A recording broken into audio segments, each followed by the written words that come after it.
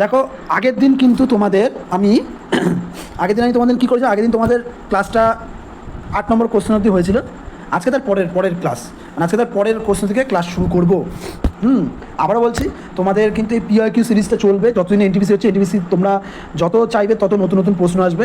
আমার ভিডিওটা ভালো লাগলে ভিডিওটা শেয়ার করলে এবং লাইক করলে আরও নতুন নতুন ভিডিও বা নতুন নতুন তথ্য। দেখো তোমরা যদি পিওয়াইকিউর আগের ক্লাসগুলো দেখে থাকো, সেখানে দেখতে হবে যে হয়তো তোমরা বলতে হচ্ছে 10 মিনিট 20 মিনিট বা 15 মিনিটের ভিডিও, সেখানে হয়তো 4টে বা 5টা প্রশ্ন হচ্ছে, কিন্তু ইনফরমেশন এত আছে তুমি চিন্তা করতে পারবে না কত ইনফরমেশন ওখান থেকে, কত ওখান থেকে ওই মানে আমি আবার বলছি প্রশ্নগুলো অ্যানালাইসিস করাচ্ছি। ধরো আগের দিন আমি নোবেলের সম্বন্ধে কী কোথা কবে নোবেল হয়েছিল, কে প্রথম নোবেল পায়, কত নোবেল পায়, এই সম্বন্ধে পুরো ডিটেলস দিয়ে দিয়েছি। ওখান থেকে আর কোনো প্রশ্ন আছে তুমি পারবে না, আমি ঠিক এরকম টাইপের প্রশ্ন করাচ্ছি। আজকে বেশি না বলে আমি ক্লাসটা শুরু করি। দেখা বলছে রিলোকেটেড of endanger or rare species from there natural habitat, মানে অর্থাৎ বলতে বাংলাটা বলে দিই, বলছে যে রিলোকেট করা মানে ধরো কোনো স্পিসিস আছে, ধরো বাঘ সিংহ বা কোনো এন্ডেঞ্জার মানে যারা খুব মানে বিপন্নগ্রস্ত, হ্যাঁ, যাদের মানে প্রায় তাদের জাতি বা তাদের যে স্পিসিসটা আছে সেটা প্রায় শেষের পথে, মানে তাদের হয়তো 2-3টে আছে তারপরে শেষ হয়ে যাবে স্পিসিসটা, তাদের রিহ্যাবিলিটেট করা হচ্ছে, মানে রিলোকেট করা হচ্ছে। মানে কেন তাদের যদি তাদের স্পিসিসটা শেষ হয়ে যেতে পারে, তাদের প্রিজার্ভ করার জন্য, তাদের প্রোটেক্ট করার জন্য, রিহ্যাবিলিটেট করার জন্য তাদের এক জায়গায় মানে ন্যাচারাল হ্যাবিটেট, তাদের ধরো আমি এখন বলি চিতাবাঘ তো বনে থাকতে পছন্দ করে, চিতাবাঘটা রিহ্যাবিলিটেট করে অন্য জায়গায় রাখা হচ্ছে। তা সেইটাকে কী বলে সেটা আমি বলে দিই, সেটাকে বলে এক্স-সিটু কনভার্সন, হ্যাঁ, কনজারভেশন, এক্স-সিটু কনজারভেশন। এবার এক্স-সিটু কনজারভেশন তো বললাম, তাহলে এবার আমি একটুখানি ডিটেলসে যাই। এক্স-সিটু কনজারভেশনটা কী বলে দিই একটুখানি। দেখো এক্স-সিটু কনজারভেশন যেটা, সেখানে কৃত্রিমভাবে কোনো জিনিসটাকে প্রোটেক্ট করা। ধরো যদি আমি কোনো গাছে ধরো সিড মানে বীজ, ওই গাছটা প্রায় নিশ্চন্ন, ওই গাছটা আর নেই, ধরো সারা পৃথিবীতে একটা বা দুটো আছে, তার বীজকে যখন আমি বীজকে যখন সিড ব্যাংকে যখন ধরো আমি এটা লিখে দিই এখানে, তার সিডকে যখন সিড ব্যাংকে যখন কনজার্ভ করবো, ওটা এক্স-সিটু। যখন ওটা জিনটাকে যখন জিন ব্যাংকে কনজার্ভ করবো, ওটাও কিন্তু এক্স-সিটু কনজারভেশন। যেমন আমাদের চিড়িয়াখানা, ওটাও কিন্তু এক্স-সিটু কনজারভেশন। অ্যাকুরিয়ামে যে আমরা মাঝে মাছ রাখি, সেটাও কিন্তু এক্স-সিটু কনজারভেশন। মানে তার ন্যাচারাল না, আমরা আসলে তো ওখানে থাকতে মানে সে হ্যাবিচুয়েট না, কিন্তু তাকে কৃত্রিমভাবে ওখানে রাখা হচ্ছে।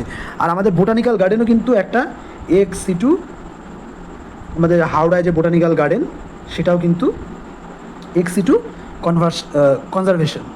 ঠিক আছে, আরেকটা জিনিস তোমাদের ইম্পর্টেন্ট বলে রাখি, এটার সঙ্গে প্রশ্ন আসে, আরিগনার আন্না, NNA, হ্যাঁ, আরিগনান আন্না জুওলজিক্যাল পার্ক। এখানে কিন্তু অনেক এন্ডেঞ্জার স্পিসিস রয়েছে, এটা কিন্তু চেন্নাই অবস্থিত। তোমাদের প্রশ্ন আসতে পারে আরিগনান আন্না পার্ক, আন্না থেকে বুঝতেই পারছো চেন্নাই হবে, এটা আসতে পারে। তার সঙ্গে বলে দিই যে ওয়াইল্ড, এই যে এদের প্রোটেকশন যে করা হচ্ছে, নিশ্চয়ই কোনো অ্যাক্টের দ্বারা প্রোটেকশন করা হবে। ওয়াইল্ড লাইফ প্রোটেকশন অ্যাক্ট, 1972 সালে আসে ওয়াইল্ড লাইফ প্রোটেকশন অ্যাক্ট। এবং তার সঙ্গে বলি এই ওয়াইল্ড লাইফ প্রোটেকশন অ্যাক্টের সঙ্গে 6টা শিডিউল করা হয়। আমি মুখে বলছি, একটু লিখে নাও, শুনে নাও।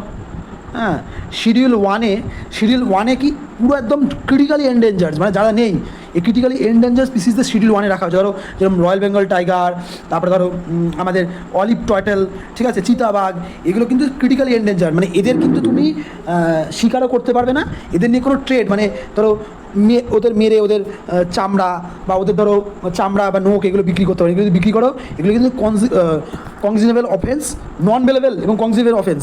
ঠিক আছে, তোমাদের কিন্তু জেলও হতে পারে, ফাইনও হতে পারে। শিডিউল 1-এ যেগুলো দেওয়া, শিডিউল 2-এ কী দেওয়া, শিডিউল 2-এ কিন্তু একটু লেস ক্রিটিক্যালি এন্ডেঞ্জার স্পিসিসকে রাখা হয়েছে।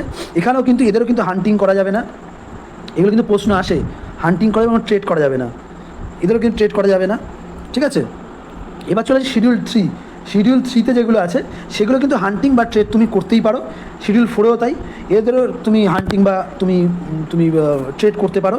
শিডিউল 5টা নতুন এসছে, একে বলে ভার্মিড, হ্যাঁ, ভার্মিড স্পিসিস, ভার্মিন, VER, এই 5-এর V আর V দিয়ে ভার্মিন মনে রাখবে। ভার্মিন মানে ধরো আমাদের বাড়ির পাশে যে ইঁদুর, ছুঁচো, কাক, এদের বলছে, এদের তুমি মারতেও পারো, যাই মানে কিন্তু মারাটা বেআইনি, মারতে পারো, এটা বলেছে। ছুঁচো যখন আমরা বাড়িতে ইঁদুর মেরে ফেলি, যদি এন্ডেঞ্জার পেয়েছে তাহলে ইঁদুর মারলে বাড়িতে পুলিশ ধরে নিয়ে যেত। আর লাস্ট যেটা 6, এটা নতুন অ্যাড হয়েছে, এটা কিন্তু প্রোটেকশন, হ্যাঁ, প্রোটেক্টেড ফর প্ল্যান্টের কথা বলে, হ্যাঁ, প্রোটেক্টেড ফর প্ল্যান্ট, এটা মনে রাখবে, ঠিক আছে। তার সঙ্গে বলি 1973 সালে টাইগার প্রজেক্ট আসে। টাইগার প্রজেক্ট কেন? টাইগারকে রিজার্ভ করার জন্য টাইগার প্রজেক্ট আসে। আমাদের ভারতে এই মুহূর্তে 58টা টাইগার, এই মুহূর্তে আমি যখন আমি ভিডিও বানাচ্ছি, এরপরে যদি পরে কেউ ভিডিও দেখো, সাধারণত 2000, আমি বলে দিই 2025-এর এপ্রিল মাস অবধি, 2025-এর এপ্রিল মাস অবধি কিন্তু 58টা টাইগার রিজার্ভ, 58টা টাইগার রিজার্ভ। শেষ টাইগার রিজার্ভ যেটা, শেষ টাইগার একদম লাস্ট যে টাইগার রিজার্ভ হয়েছে সেটা হলো মাধব টাইগার রিজার্ভ, হ্যাঁ, টিআই হবে, মাধব টাইগার রিজার্ভ, এটা 58তম টাইগার রিজার্ভ, ঠিক আছে। এবং তার আগে 57-এ যে হয়েছিল সেটা ছিল হলো রাতাপানি, এটাও মধ্যপ্রদেশে। মাধব টাইগার রিজার্ভটাও মধ্যপ্রদেশে, রাতাপানি টাইগার রিজার্ভটাও মধ্যপ্রদেশে। এবং 56 এইটা কিন্তু গুরু ঘাসিদাস কার সঙ্গে জড়িত জানো? গুরু ঘাসিদাস হলো তোমার সৎনামী বিদ্রোহের সঙ্গে জড়িত। গুরু ঘাসিদাস তোমার পিঙ্গল টাইগার রিজার্ভ, এটা ছত্তিশগড়ে অবস্থিত। সব থেকে বেশি টাইগার রিজার্ভ এমপিতে আছে, প্রায় 8টা না 9টা মতো মনে হয়, একটু দেখে বলবে, 8টা না 9টা মতো এমপিতে আছে। সব থেকে লার্জেস্ট টাইগার রিজার্ভ হলো নাগার্জুনা সাগর টাইগার রিজার্ভ, এটা অন্ধ্রপ্রদেশে অবস্থিত। সব থেকে ছোটো হলো বোর টাইগার রিজার্ভ, এটা মহারাষ্ট্রে অবস্থিত, সব থেকে ছোটো, ঠিক আছে। ওয়েস্ট বেঙ্গলে টাইগার রিজার্ভ দুটো আছে, একটা সুন্দরবন 1987 সালে কিন্তু ইউনেস্কো হেরিটেজ সাইজ পায়, ইউনেস্কো হেরিটেজ। আর 1979 সালে বায়োস্ফিয়ার রিজার্ভ ট্যাগ পায়,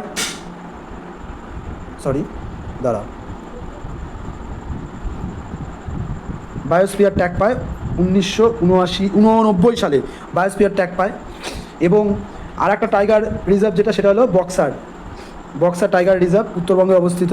এবং 2019 সালে সুন্দরবন কিন্তু রামসের সাইডের তকমাও পেয়ে থাকে।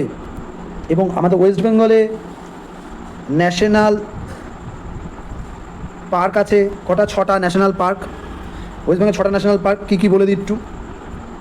একটা হলো সিঙ্গালীলা, একটা হলো নেওড়া, সিঙ্গালীলা নেওড়া। একটা হলো তোমার হলো গরুমারা, তারপরে হলো গরুমারা, হ্যাঁ, জলদাপাড়া, 4টে জলদাপাড়া, সুন্দরবন, গরুমারা, জলদাপাড়া, সুন্দরবন, আর একটা কি, আর একটা বক্সার, হয়ে গেল তাহলে বক্সার। এবার এইগুলো বলে দিই, একটুখানি বলে দিই যে কোনটা কোথায় অবস্থিত, যদি বলে দিই খুব ভালো হয় তাহলে। তোমাদের আশা করি ভালো লাগবে ক্লাসটা।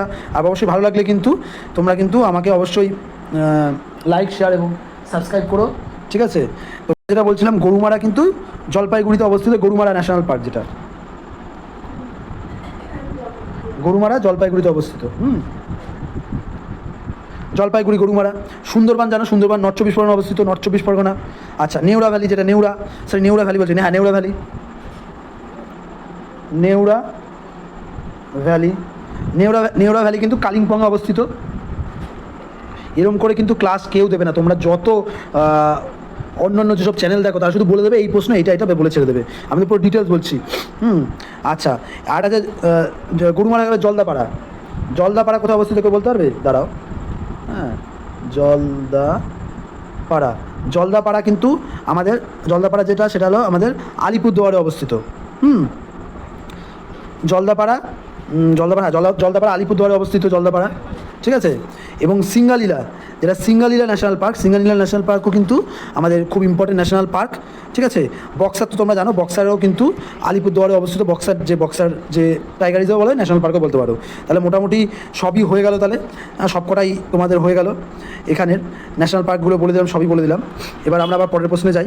এবার পরের প্রশ্ন হচ্ছে, from which country is fundamental duty Indian constitution borrowed, মানে কোথা থেকে ফান্ডামেন্টাল ডিউটিটা নেওয়া হয়েছে, কোথা থেকে ফান্ডামেন্টাল ডিউটি ইন্ডিয়া নিয়েছে, সেইটা সম্বন্ধে বলতে হবে। তাহলে আমি আবার বলি, এই ফান্ডামেন্টাল ডিউটি নিয়ে আমি একটা পুরো ডিটেলস বলে দিই তোমাদের। ফান্ডামেন্টাল ডিউটি নিয়ে ডিটেলস বলার পর তোমাদের কিন্তু আমি উত্তরটা বলবো। তোমরা আশা করি যদি কেউ পারো কমেন্টে উত্তর দিয়ে দাও। আচ্ছা, প্রথম আমি বলি ফান্ডামেন্টাল ডিউটি, আমি এফডি দিয়ে লিখছি। হ্যাঁ, এটা কিন্তু পার্ট 6-এর এতে আছে এবং আর্টিকেল 51 এ, ঠিক আছে। এবং এইটা 42 কনস্টিটিউশন অ্যামেন্ডমেন্ট 1976 সালে অ্যাড হয়। 1976 সালে অ্যাড হয় কোন কমিটি?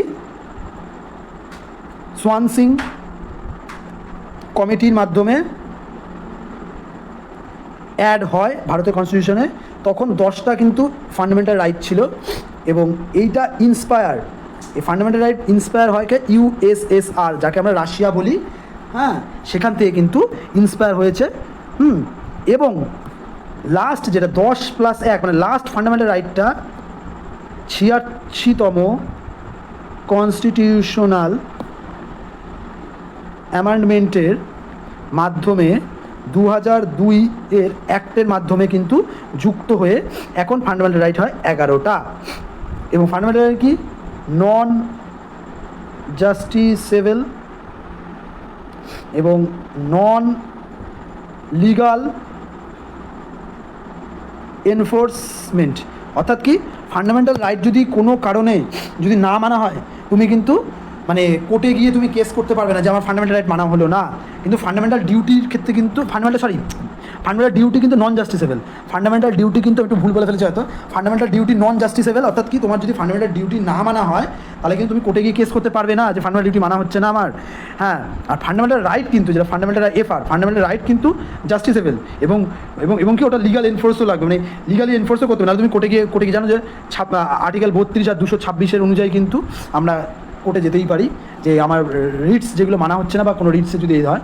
আর আমি ফান্ডামেন্টাল ডিউটিতে ফিরে আসি এবং আমি বলে দিই এফআর যেটা আর্টিকেল পার্ট 3-তে আছে। হ্যাঁ, পার্ট 3, এটা যেরকম পার্ট 4-এর এ, তাহলে পার্ট 4-এ কী আছে?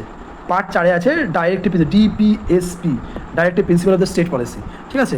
হ্যাঁ, তাহলে বুঝতে পারে নট জাস্টিসেবল। এবার আমাদের যে 11টা ফান্ডামেন্টাল ডিউটি, এই 11টা ফান্ডামেন্টাল ডিউটি সম্বন্ধে তোমাদের একটুখানি আমি বলে দিই। আচ্ছা, দেখো প্রথমটা, 1 মিনিট। দেখো প্রথমটা হলো বলে 51 দিয়ে কী করে মনে রাখবে? দেখো এ ফর হলো অ্যাবাইড বাই কনস্টিটিউশন। অ্যাবাইড মানে মেনে চলা, কনস্টিটিউশনকে মেনে চলা। এবং আমাদের যে ন্যাশনাল ফ্ল্যাগ আছে, ন্যাশনাল অ্যান্থম আছে, ন্যাশনাল অ্যান্থম কে লেখে? কমেন্টে জানাও ন্যাশনাল অ্যান্থম কে লেখে। হ্যাঁ, তাকে কিন্তু সম্মান করা বা মেনে চলা, তাই অ্যাবাইড। 51 অ্যাবাইড, 51 ফর অ্যাবাইড, এরকম করে রাখবে। বিতে কী আছে? বিতে আছে, হ্যাঁ, cherish follow the noble idea inspiring our national struggle freedom হ্যাঁ। এবার এইটা মানে হলো যারা আমাদের ফ্রিডম নিয়ে লড়েছে অলরেডি, কারা ফ্রিডম নিয়ে লড়েছে? আমাদের বাপুজি কে? আমাদের Gandhiji. B for Bapu, 51 B for কী করেছে? 51 বি ফর কী বলছে? যারা এই আমাদের দেশের ফ্রিডমের জন্য লড়েছে তাদের যে মানে চিন্তাভাবনা আছে তাদের আমরা সম্মান করা এবং ফলো করা। তাহলে B for Bapu, 51 B for হলো কি, যারা, বুঝতে পারছো তো? বি ফর বাপু। এবং এই বছর ফলো করতে কাদের বলেছে? যারা হলো নোবেল আইডিয়া যারা দিয়েছে আমাদের ফান্ডামেন্টাল ফ্রিডমের জন্য, যেসব ধরো যেসব হলো যারা হলো ফ্রিডম ফাইটার আছে, যারা স্ট্রাগল করেছে তাদের ফ্রিডম ফাইটারকে বাপু। তাহলে 51 এই বি ফর বাপু, এরকম করে রাখবে। বাপুর কথা মানে বাপুর কথা মানে গান্ধীজির কথা মেনে চলতে বলছে। আচ্ছা, সি ফর হলো কাম টুগেদার, মানে সবাই একসঙ্গে আসো, কাম টুগেদার, সবাই একসঙ্গে আসো, কাম টুগেদার। তাহলে এখানে সি ফর কী বলেছে? দেখো, সি ফর বলছে uphold, protect sovereignty, unity and integrity. মানে আমাদের সভার্জিনিটি, ইউনিটি মানে সবাই এক থাকতে হবে, এবং ইন্টিগ্রিটি মানে একসঙ্গে সবাই থাকতে হবে। তাহলে সি ফর কাম টুগেদার, সবাই একসঙ্গে এসে থাকো। আচ্ছা, 51 ডি ফর ডিফেন্স, এখানে ডি ফর দেখো কী বলেছে? হ্যাঁ, defence and defend the country and the remainder the national service with call up to the show. মানে আমাদের নেশনকে কিন্তু সার্ভিস দিতে হবে, এটা ডি এর পর কী আসে? এফ ফর কি? F for equality, F for equality, এখানে এরপর কি আছে, promote the harmony and spirit of the common Brotherhood. আমি কি যখন আমি সবাইকে ভাই ভাববো, সব রিলিজিয়াসের লোককে ভাই ভাববো, সব রিলিজিয়াস লোককে যখন আমি নিজের কাছের লোক ভাববো, মানে আমাদের মধ্যে কোনো ভেদাভেদ রইল না, তাহলে কি ইকুয়ালিটি। কখন আমি ব্রাদারহুড ভাববো, যখন আমাদের মধ্যে কোনো ভেদাভেদ থাকবে না, তাহলে ইকুয়ালিটি, তাহলে ই ফর ইকুয়ালিটি। ঠিক আছে, পরেরটা যাই, এফ। আচ্ছা দেখো, এফ ফর হলো 51, এফ ফর ফোর্ট। হ্যাঁ, ফোর্ট কি, ফোর্ট মানে দুর্গ। ঠিক আছে, ফোর্ট মানে কি বললাম, দুর্গ।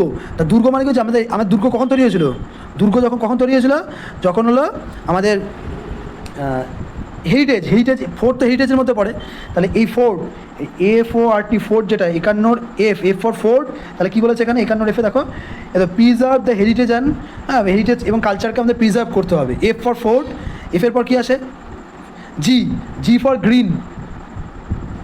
তাহলে কি, গ্রিন মানে এনভায়রনমেন্ট। তাহলে দেখো এনভায়রনমেন্টকে কিন্তু প্রোটেক্ট করতে হবে। F for environment, forest, lake, river, এনভায়রনমেন্টকে মানে প্রকৃতিকে গ্রিন রাখতে হবে। আচ্ছা, এফের পর কী আসে, জি হয়ে গেল, জি এইচ। এবার এইচ পর দেখো হারমোনি, এইচ পর হিউম্যানিটি। এইচ পর কী আছে, এইচ পর হলো 51, এইচ পর আসছে হলো হিউম্যানিজম মানে মানুষের দৃষ্টিতে দেখতে হবে, এবং তার সঙ্গে কী করতে হবে, তার সঙ্গে দেখো ডেভেলপ দ্য টেম্পার। এই দেখো সায়েন্টিফিক টেম্পার, তোমার যখন নিজের মনের গ্রোথ হবে, তুমি যখন মানে শিক্ষাগত দিক থেকে অনেক উঁচুতে যাবে, এবং সায়েন্টিফিক টেম্পার মানে তোমার যখন বিজ্ঞান, মনের মধ্যে যখন বিজ্ঞান মানুষটা বাড়বে, মানে তোমার বিজ্ঞান, তুমি যখন একটা আগে কী হতো, আগে যেমন বলতো কি যে যারা ওই 4টে যে বর্ণ ছিল আমাদের, একটা হলো ব্রাহ্মণ, ক্ষত্রিয়, বৈশ্য, শূদ্র, নানা সুবিধা অচ্ছুত। তুমি যখনই তোমার সায়েন্টিফিক টেম্পার বাড়বে, তখন কিন্তু তোমার এই হিউম্যানিজমটা আসবে, এবং সায়েন্টিফিক টেম্পার বাড়ার সঙ্গে সঙ্গে তোমরা কিন্তু সবাই একসঙ্গে থাকতে শুরু করবে। এইটা বলেছে কিন্তু আমাদের এইচ। আই দিয়ে একটা কথা মনে রাখবে, eye for eye make whole world blind. বলেছিল চোখের বিরুদ্ধে যদি চোখ নিই, তাহলে পুরো পৃথিবী অন্ধ হয়ে যাবে। এটা কে বলেছিল, আমাদের গান্ধীজি বলেছিল। কেন বলেছিল, যে ভায়োলেন্স করা যাবে না। তাই আই ফর কি, এই যে আই ফর বলছে, দেখো যে অ্যাডজর ভায়োলেন্স, মানে ভায়োলেন্স থেকে দূরে থাকতে হবে। আই ফর আই, তাহলে ভায়োলেন্স থেকে দূরে থাকতে হবে। ঠিক আছে, আয়ের পর কী আসে, আয়ের পর জে ফর, দেখো কী বলবি, জে ফর, এটা খুব, জে ফর